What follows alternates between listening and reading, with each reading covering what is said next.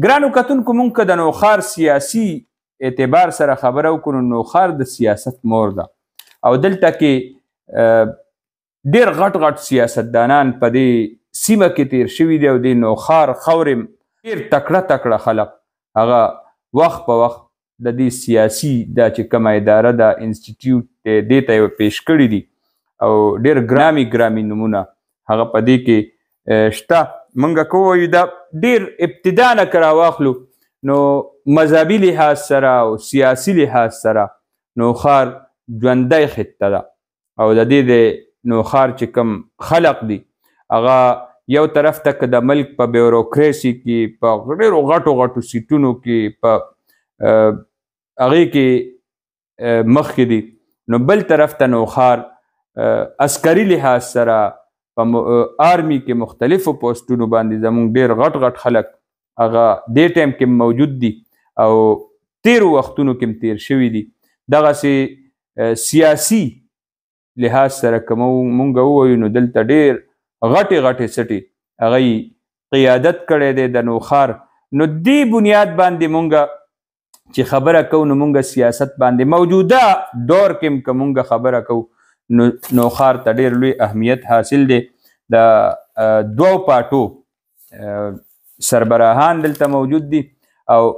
نور ورسره د عوامي نیشنل پارټۍ جنرال سیکرټري مرکزي جنرال سیکرټري میا افتخار حسین هغه هم دلته موجود دی. نو مونږ وایو چې د پاکستان تحریک انصاف پارلیمنټرین سربراه پرویز خټک دلته موجود دی او د جمعیت علماء اسلام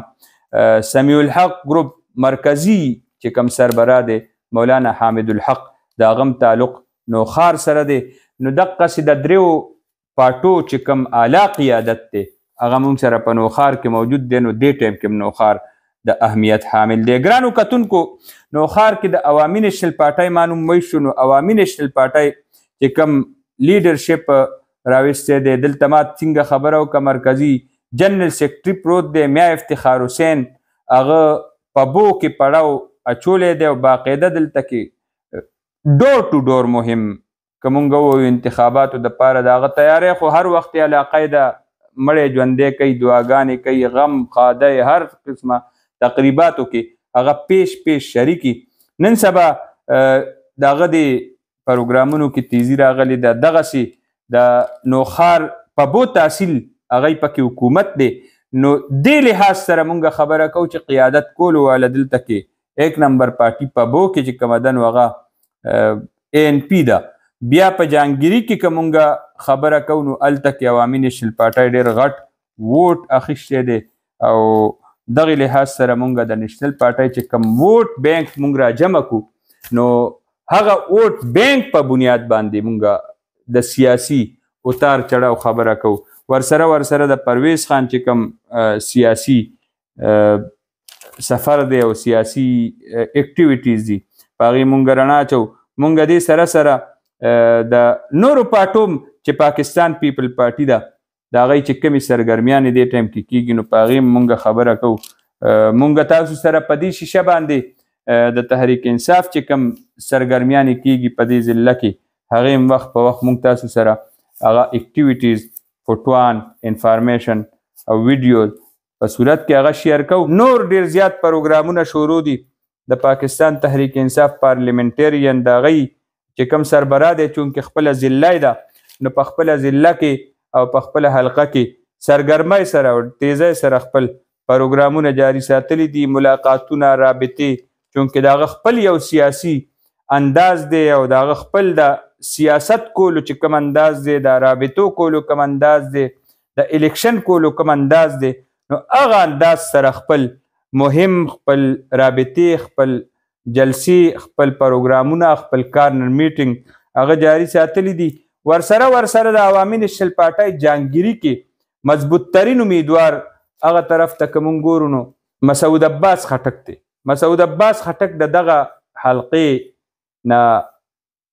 MNA پاتې دی پارلیماني سیکرټري پاتې دی او د دې چې کوم والد صاحب و هغه د سیاست نه یو خانداني سیاست را روان دی. دغه لحاظ سره دغه علاقه کې د خپل شخصیت خپل اهمیت خپل یو وزن دی خپل یو تولې دی په سیاست کې او دا ځل د هغه الیکشن چونکې په خپله کوي او کومه مقابله چې تحصیل الیکشن کې د مسعود عباس او د خان پرویز چې په خان بابا باندې مشهور دی نو د هغه خپل یو وزن دی تول دی په تول برابر دواړه شخصیتونه په تول برابر دواړه چې کوم امیدواران دي نو دی الیکشن کې د دې خپلو کې اتحاد دی چونکې خان بابا هم د عوامي نیشنل پارټۍ نه الیکشن کوي او قومي اسمبلی حلقې ته ولاړ دی او مسعود عباس هم په خپله الیکشن کوي او صوبایي اسمبلی ته ولاړ دی نو یو خو تیر شوي الیکشن کې چې کوم د دواړو هغه ووټ هغه چې شخصیتي ووټ او شخصي ووټ او ذاتي ووټ تقسیم شوی ووټ به دا ځل یو ځای ته راځي نو دا به ډېر لوی اثر غورځوي په سیاست باندې په حلقو باندې نو دغې لحاظ سره مونږ وایو چې راتلونکي وخت کې د نوښار سیاسي نقشه چې دا هغه زه بدله ګورم هغې کې زه ډېره واضحه تبدیلي ګورم دې طرف نه په بو تحصیل دی هلته نه مخکې د عوامي نیشنل پارټۍ یو هول دی تحصیل کې تحصیل الیکشن کې ورسره مونږ به د پیپل پارټۍ خبره وکړو د پیپل پارټۍ حوالې سره که مونږ ووایو نو دلته چې د چیرمن بلاول بټو کومه جلسه شوې ده ورکر کنوینشن شوی دی نو هغه ورکر کنوینشن هغې ډېر زبردست یو پیغام او اثر په دې سیاسي حلقو پرېښی دی ورکر کنوینشن کې ډېر منفرد انداز کې کارکنانو خپلو کې هغه اختلاف هغه چې کوم اختلاف رای وه خپل یو بل سره چې اکثر ورته خلق په بیل نظر ګوري چې د پیپل پارټۍ کارکنانو موږ چې به خبرونو کې کتل اخبارونو کې نو کرسیانې راوچتې کړي او یو بل ووال او یو بل ته خبرې وکړي نو دا موږ په بیل ځل صحیح کړل چې د پارټۍ مشر ناست دي او ټولو ورته خپل چې کوم خبره وه نو هغه د کیمرې مخې ته په ډاګه او د ټولو په مخ کې خپل یو بل ته خبرې وکړي واورولې مشرانو واورېدې او د هغې یو بل له په سټیج باندې جوابونه م ورکړل نو دغې دورې نه پس د پیپل پارټۍ تنظیم چې کوم هغې کې کمزورتیا راغلې وه تحصیل الیکشن کې نو زه ویمه زما خپله اندازه تجزیه دا ده چې د دورې وله اکسیجن ورکو او د پیپل پارټۍ تنظیمونه هم دا بوست کړل او راوچتې کړل کارکن هم متحرک کو کارکن یې راوچت کو نو دغې لحاظ سره پیپل پارټۍ راتلونکي الیکشن کې به سرپرایز ورکوي هغه ډېر متحرک دي دلته نه چې کوم امیدوار بیا په بو تحصیل نه امیدواران قومي اسمبلی ته او صوبایي اسمبلی ته چې کوم راوښتي دي نو ښه تکړه دي د خاندان په دې ضلعې باندې حکومت کړی دی د دې ضلعې قیادت یې کړی دی ډسټرکټ چیرمینای نه تر صوبایي اسمبلی او صوبایي اسمبلی نه تر قومي اسمبلی او قومي اسمبلی نه تر وفاقي وزارته پورې ډېر اهم وزارت دا وزارت چې کوم ورسره و د دې نه اهمیت تاسو ته معلومېدی شي چې ډېر لوی رابطې دغې بنیاد باندې خلقو قیم شته خلقو سره سماجي کم تعلق دی دا خاندان مونږ وایو چې په دې کې د عوامو کې میلاو خاندان دی خلقو سره خپل یو رابطې جوړ توړ او سیاسي بنیاد نه علاوه ذاتي رابطې د دې خاندان شته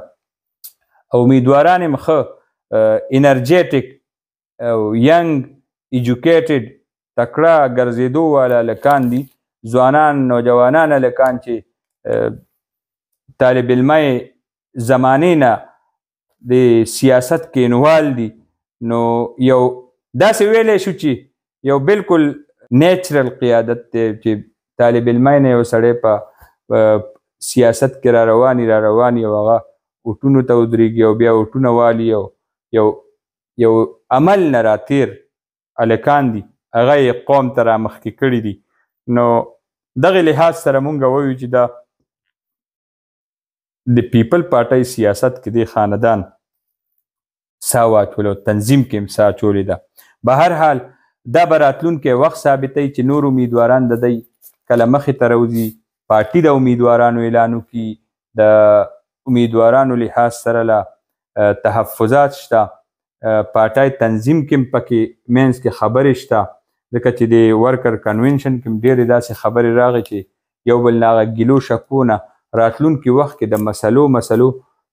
څه اندازه هم کېده. نو چې کله تر کومې پورې د پیپل پارټای مرکزي قیادت هغه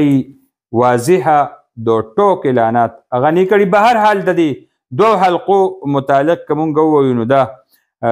خبره د ټوکه وه، واضحه وه، ځکه چې مرکزي قیادت چیرمین یو ځای ته راشي او هلته کې د دوو کسانو لاسونه ونیسي او هغه قوم ته مخکې کړي او تنظیم ته یې مخکې کړي،